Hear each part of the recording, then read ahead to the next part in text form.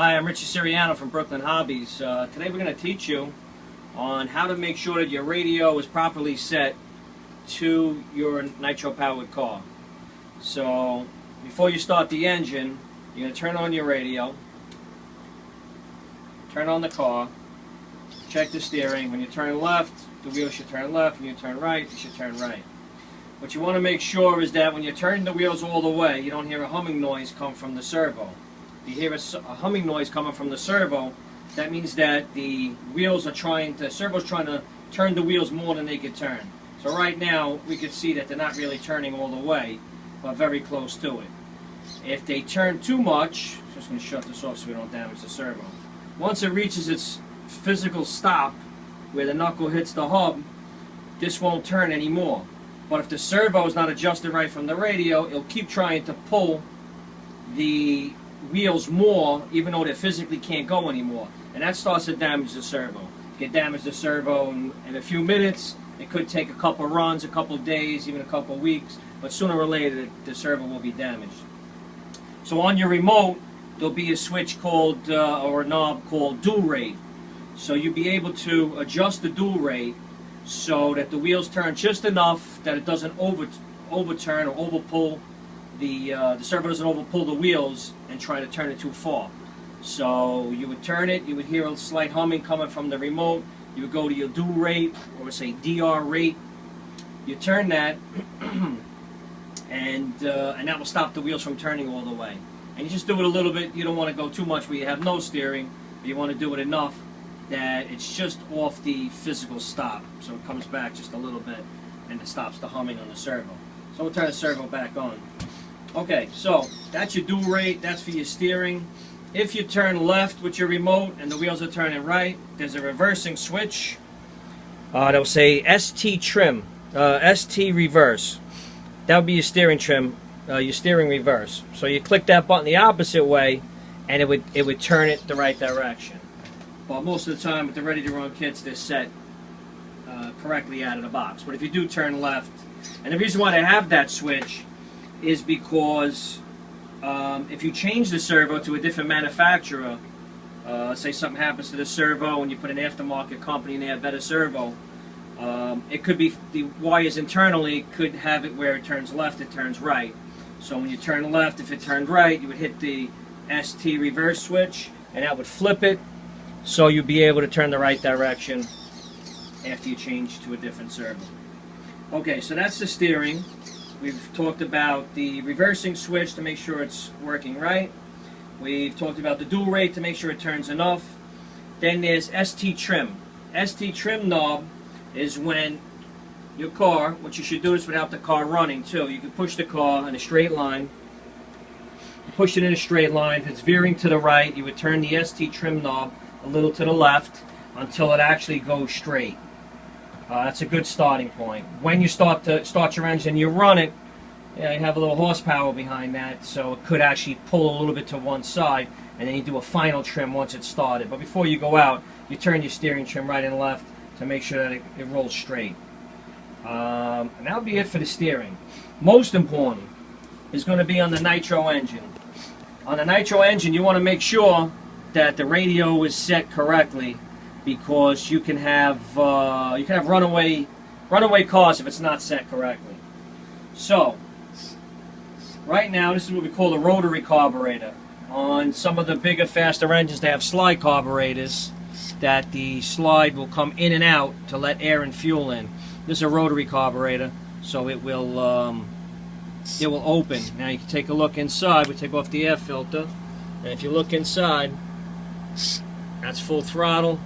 Should open up the barrel completely, 100%. When you let go, it should close down to about 99, 98%. Has to be open a little bit to let the engine idle. How do you adjust that? Well, first let's talk about the radio adjustments. So, when you give full throttle, it should open all the way, like we just discussed. When you let go, it should almost close all the way. To make sure that it's at the right amount where you're going to close it, you press brake. When you press brake, this arm should not move anymore. So that means that the idle stop, which is this screw here, this idle stop screw will stop the barrel from closing all the way. And that would adjust. If it's too low, the idle, we would turn it in and it would open up the barrel a little more, let more air and fuel in. So, once you make sure that that's correct, your engine will start and idle correctly. You never want to start it with the carburetor fully open because it could take off and crash. Now, most important with that is the TH trim. The same way you had the steering trim left and right, you want to have the throttle trim. If I touch the throttle trim, you'll see you can move it forward or back.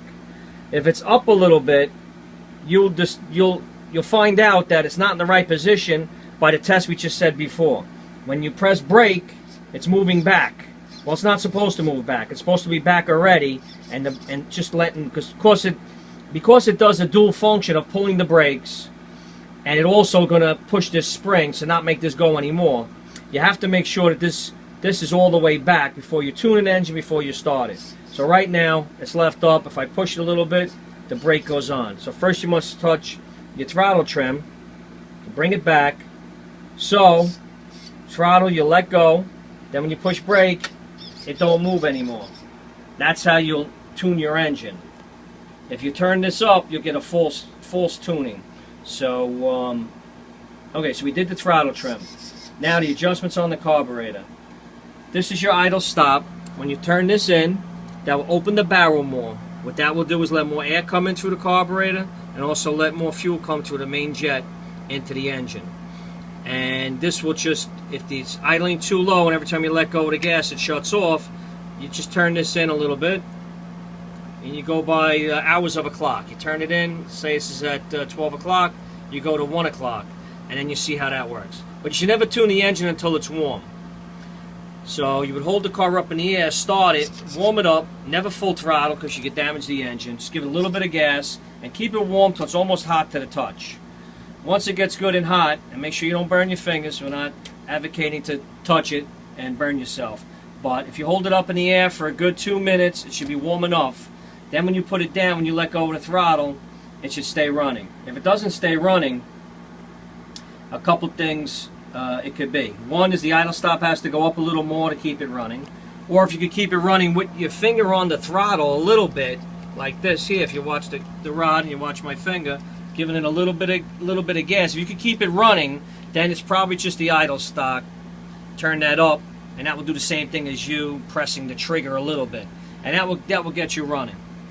So now you have a high-speed adjustment and you have a low-speed adjustment. The low-speed adjustment is usually in the barrel or in the slide on the engines.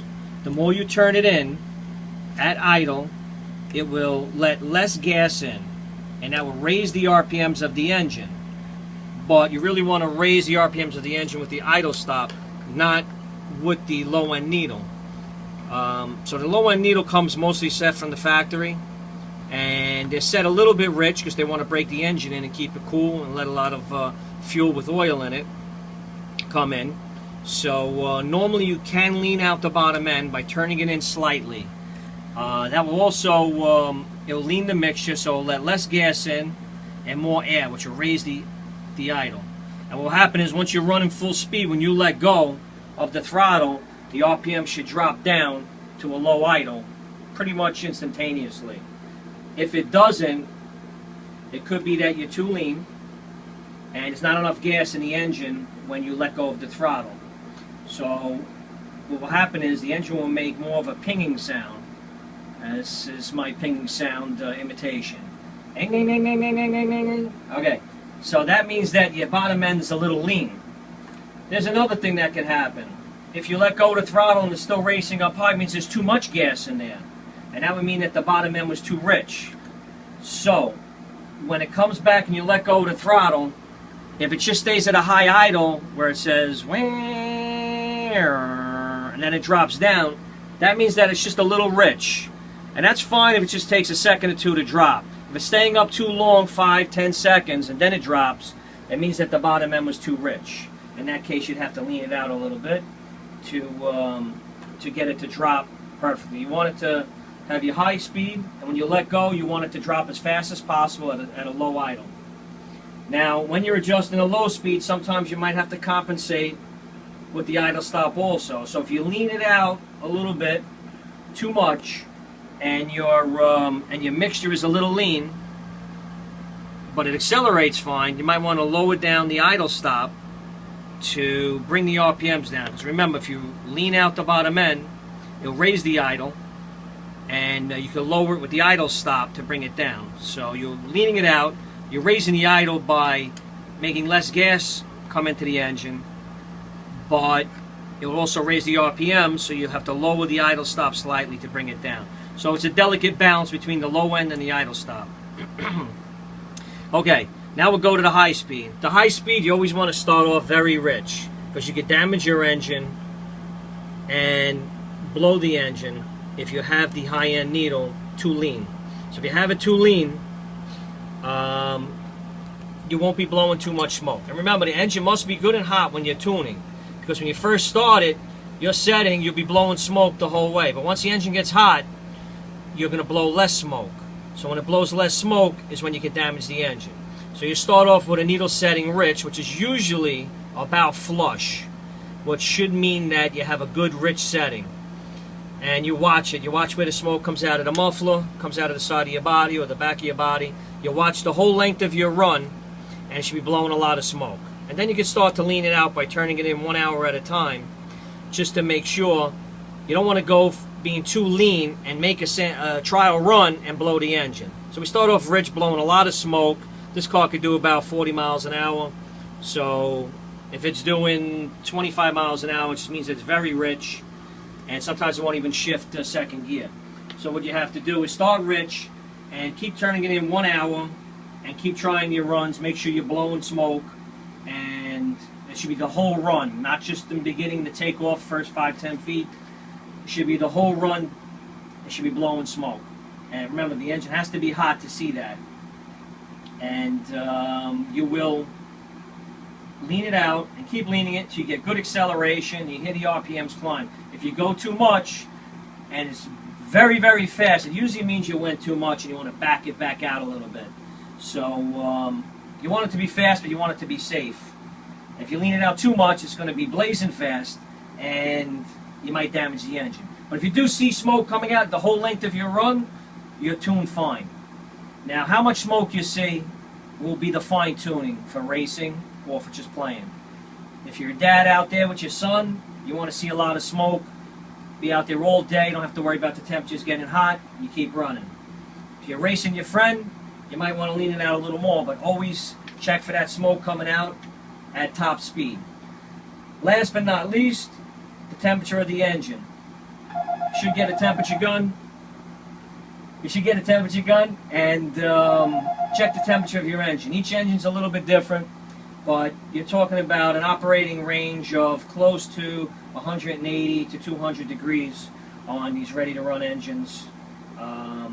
Should be about where you want to be. And that's it for now. I'm Richard Siriano for Brooklyn Hobbies. Hope you enjoyed our video, and we're going to get a lot more to you. Thank you.